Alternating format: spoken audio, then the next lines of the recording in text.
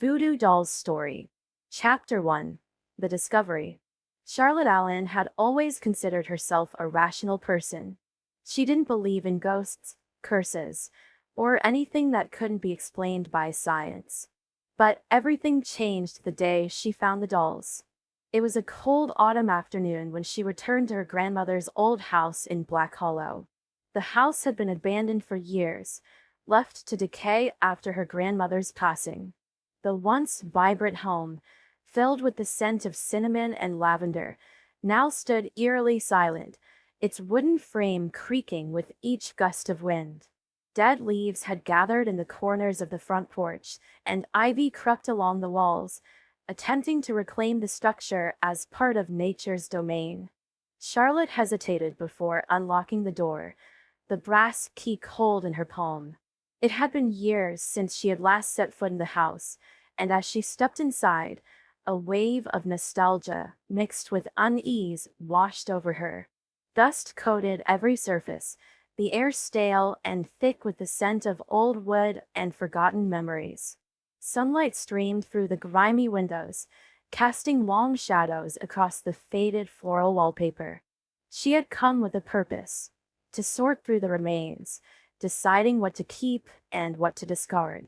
It was a task she had put off for too long, unable to face the ghosts of her past, both literal and figurative.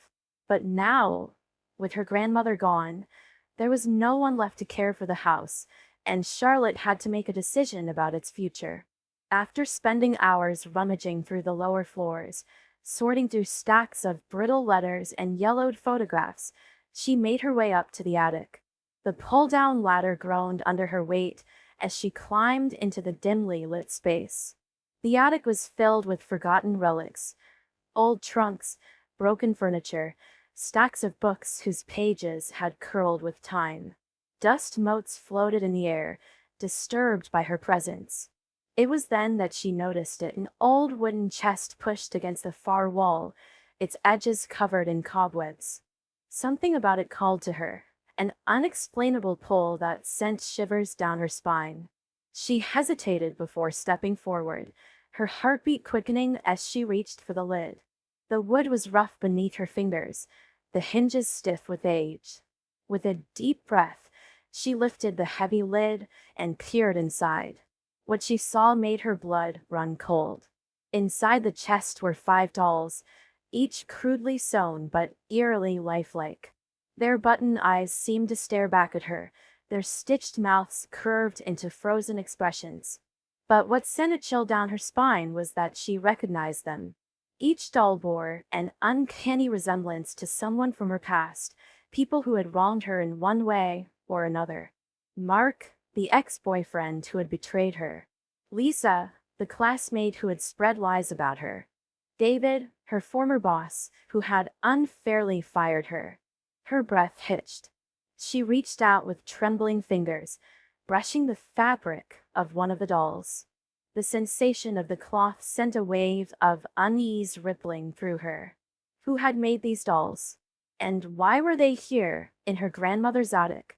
She dug deeper into the chest, hoping to find some clue, an explanation, a letter, anything. Beneath the dolls, she found a stack of old parchment tied together with a frayed ribbon.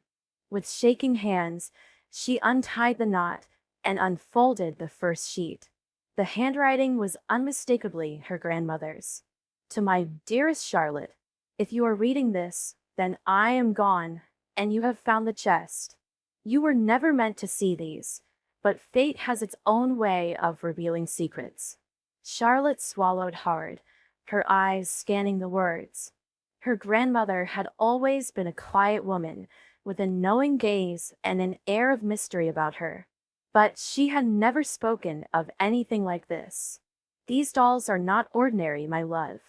They are bound with powerful magic, magic that runs in our bloodline. Each one carries a story, a purpose. You must understand, I never meant for you to be burdened with this knowledge, but now that you've found them, you must make a choice. Her pulse pounded in her ears as she flipped to the next page. Each of these people has wronged you, just as they have wronged me. The dolls hold a connection to them, a tether between their souls and the threads that bind them. Be careful, Charlotte. Magic demands a price. It always does. Her hands began to tremble. Magic? Curses? It was impossible. And yet, the weight of the dolls in her lap, the eerie resemblance, the unsettling presence of the chest, all of it pointed to something beyond the realm of mere coincidence. She glanced back at the dolls, her mind racing. Had her grandmother used them? Was this how she had settled old scores? The thought sent a shiver down her spine. But what disturbed her more was the question lingering at the edges of her thoughts. What if the magic was real? And if it was, what did that mean for her? A sudden noise shattered the silence. A creak from below. Charlotte's breath hitched. She wasn't alone. Chapter 2. The First Sign. Shaking off the unease, Charlotte took the dolls downstairs and placed them on the kitchen table. She knew she should just throw them away, but something about them held her back. Perhaps it was their eerie resemblance to people from her past, or maybe it was the craftsmanship, so meticulous, yet strangely crude in certain places. The stitches weren't uniform, and the fabric felt unnervingly warm to the touch, as though they were alive in some way. That night, she barely slept, her mind racing with questions. Where had these dolls come from? Who had put them in the attic? Why did they resemble people she used to know? Shadows stretched long across her bedroom walls, shifting with every passing car outside. She tossed and turned, but sleep eluded her. Each time she closed her eyes, she saw the dolls, stitched, staring, waiting. Morning finally arrived, casting dim light through her curtains. With a sigh, she reached for her phone, only to see a new message blinking on the screen. It was from an old friend she hadn't spoken to in years. "Did you hear about Mark? He had a terrible accident last night, broke both his legs in a freak fall." Charlotte sat up abruptly, her heart pounding. Mark, the first doll she had touched. Her fingers had grazed over its tiny, stitched legs. Her breath caught in her throat. It was just a coincidence, wasn't it? Pushing aside the thought, she forced herself to go about her day. She made coffee, tried to focus on work, but an uneasy feeling lingered, a whisper in the back of her mind. Hours passed, yet she couldn't shake the memory of that small, broken like a doll. Then another message arrived. "Lisa's in the hospital." She suddenly lost her voice. Doctors have no idea why. A chill ran down Charlotte's spine. Lisa, the second doll she had examined. The one with stitches over its mouth. Her hands trembled as she set down her phone. No. This was absurd. There had to be logical explanations for both incidents. She couldn't let her imagination run wild. And yet, the more she tried to dismiss it, the more the pieces started fitting together in ways she couldn't ignore. By the time evening rolled around, she found herself unable to resist the urge to check the dolls again. She hesitated at the kitchen table, staring at them. In the daylight, they seemed almost harmless, just old, fabric figures stuffed with cotton and stitched with careless precision. But as the sun dipped lower, shadows stretched over their tiny forms, making them appear sinister, watchful. Her fingers hovered over them before she finally picked one up. It was smaller than the others, with stitches crossing over the hands. She didn't recognize who it resembled at first, but something about the eyes felt familiar. A memory surfaced. Daniel, the boy who had spread rumors about her in high school. She hadn't thought about him in years, but as soon as she realized the resemblance, a cold wave of dread settled over her. Her phone buzzed again. With hesitant fingers, she unlocked it. "Daniel's in ER," the message read. "Some kind of accident. His hands got crushed." Charlotte dropped the doll. Her breathing quickened as she stumbled back. The dolls weren't just coincidences. They weren't harmless. They were doing something, enacting some twisted form of justice. Or was it revenge? She needed to get rid of them. Now, grabbing a plastic bag, she shoved the dolls inside, tying it shut with frantic fingers. She hurried outside, intent on throwing them in the trash, but as she neared the bin, something made her pause. What if getting rid of them made things worse? What if whatever force was at play retaliated against her? She shook her head. This was ridiculous. She was letting fear control her.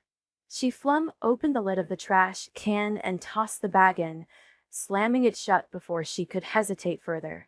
Turning back to the house, she exhaled sharply. It was over, or so she thought. That night, she slept even worse than before. Shadows seemed to move in the corners of her room, and an unnatural silence hung heavy in the air. At some point, exhaustion won, and she drifted into uneasy slumber. A loud thud woke her with a start. Heart hammering, she sat up, straining to hear. The house was silent again, but the unease coiled tight in her stomach. Swallowing hard, she got up, grabbed the nearest object, a lamp, and crept toward the source of the noise. The kitchen. She turned the corner and stopped dead in her tracks. The plastic bag sat on the kitchen table, untied, empty. Her breath came in short gasps as her gaze darted around the room. The dolls were gone. A cold chill swept through her, and the air itself seemed to throng with unseen energy. And then she heard it, a soft rustling sound, just behind her.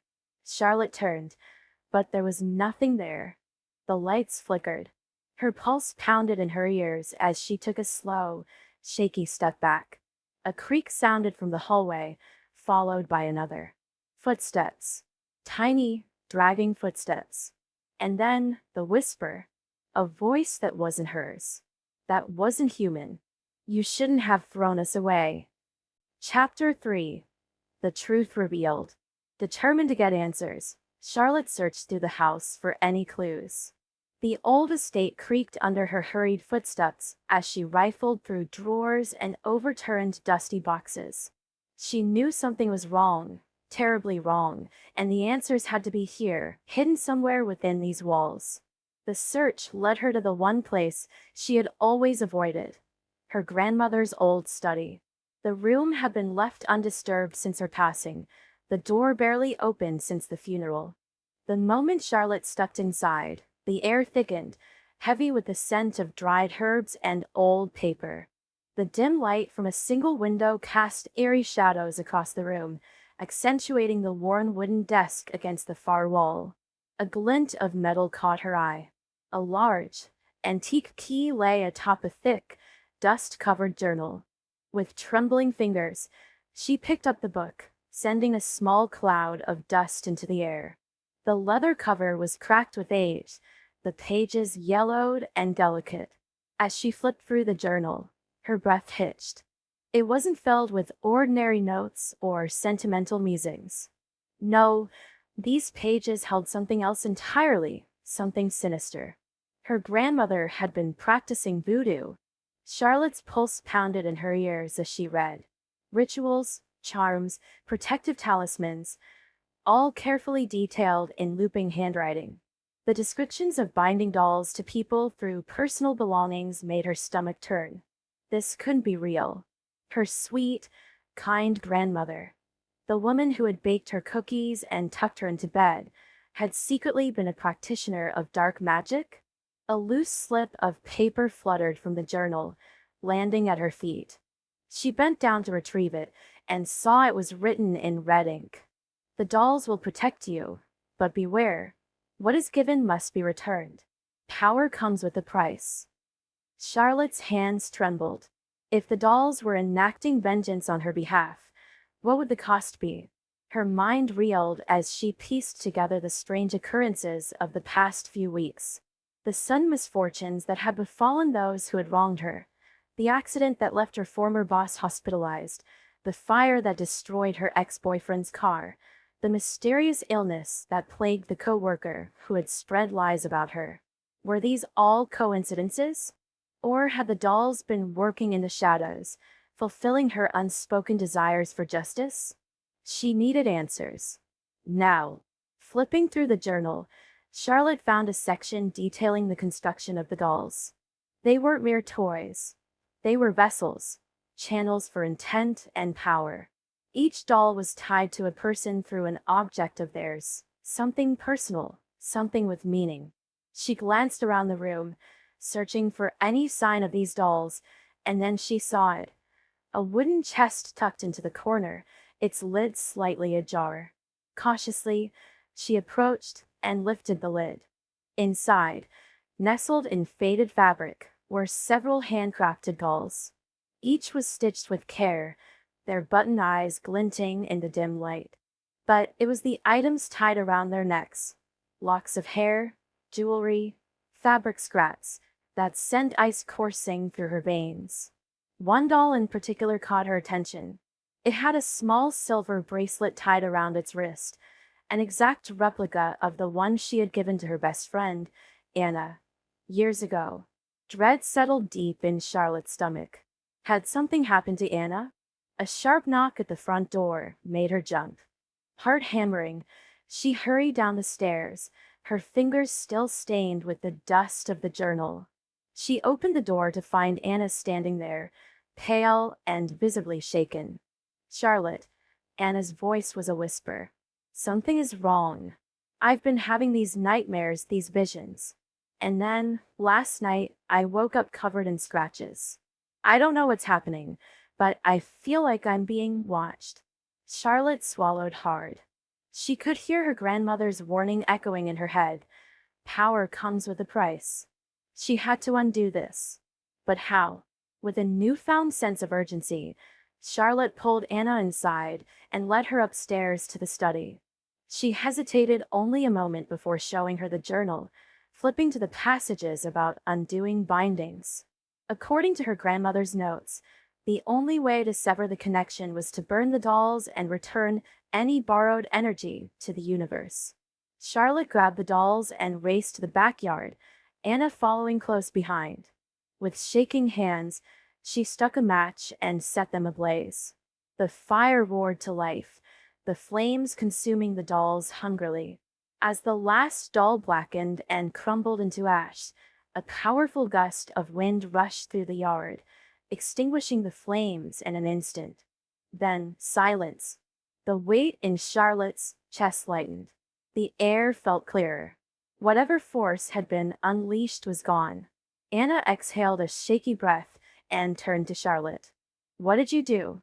Charlotte looked down at the smoldering remains of the dolls, the warning still burning in her mind. I set things right. But deep down, she knew this wasn't over. The price had yet to be paid. Chapter 4. The Price of Power. By now, all 5 people represented by the dolls had suffered misfortunes. But Charlotte wasn't relieved. She was terrified. She needed to get rid of the dolls before something worse happened. The air in her small, cluttered home felt heavy, thick with the weight of unseen eyes. She had tried everything, locking the dolls away in a chest, wrapping them in cloth, even drowning them in the river. But no matter what, she always found them back on the wooden shelf, positioned exactly as they had been before. Tonight, however, she would end it. She had to. Charlotte grabbed a rusty spade from the garden shed, her fingers trembling as she clutched the handle. She glanced at the dolls one last time, their painted eyes reflecting the dim candlelight. Each one had an eerie familiarity, their expressions almost shifting in the flickering glow. Her breath caught in her throat. She forced herself to look away. She rushed to the backyard, the damp earth squelching beneath her boots as she made her way to a secluded corner of the garden. The old oak tree loomed overhead, its skeletal branches clawing at the sky. Charlotte hesitated for a moment before jamming the spade into the soil. Dirt flew as she dug, her breaths coming in short, panicked gasps. The deeper the hole grew, the more the wind picked up around her, howling through the night like a mournful wail. Finally, she stopped, wiping sweat and dirt from her forehead. One by one, she placed the dolls inside, whispering apologies as she covered them with dirt. I didn't mean for this, she murmured. I didn't know. The final scoop of soil settled over the buried figures, and Charlotte exhaled shakily. It was done. But as she turned to leave, she felt an icy chill creep over her. The hair on the back of her neck stood on end. The ground beneath her feet trembled ever so slightly. A whisper carried through the wind, almost as if the dolls were speaking. You cannot undo what is done. Charlotte's heart pounded. She stumbled backward, nearly tripping over the spade. The wind roared around her, the trees swaying violently. The earth beneath her shifted, as if something buried deep was stirring. No, she whispered, her voice barely audible over the storm that had suddenly risen. No, this isn't real. But it was. A deep, guttural groan echoed from beneath the soil. Charlotte let out a strangled cry as a crack split the ground where she had buried the dolls. A withered hand, small and stiff like a marionette, pushed through the dirt, its fingers grasping at the air. Charlotte didn't wait to see more. She turned and ran, her pulse hammering. She crashed through the underbrush, barely aware of the branches whipping against her arms and face. The whispers followed her, weaving through the trees, growing louder with every step she took. By the time she reached her car, her breath was ragged, her hands shaking so violently she struggled to get the keys into the ignition. The moment the engine roared to life, she slammed her foot on the gas, the tires skidding against the gravel. She had to get out. She had to leave Black Hollow. As she sped down the dark, winding road, she stole one last glance at the rearview mirror. And that was when she saw them. 5 figures stood at the edge of the road, just beyond the reach of her taillights. Their bodies were rigid, their faces obscured by darkness. But their eyes glowed, hollow and unblinking. Charlotte's scream never left her throat. She pressed the gas pedal harder, her car fishtailing as she tore through the empty highway. She didn't dare slow down, didn't dare look back again. But even as she put miles between herself and Black Hollow, she couldn't shake the feeling that something, or someone, was still watching her. And deep beneath the earth, the dolls remained, waiting for the next name to be whispered in the wind.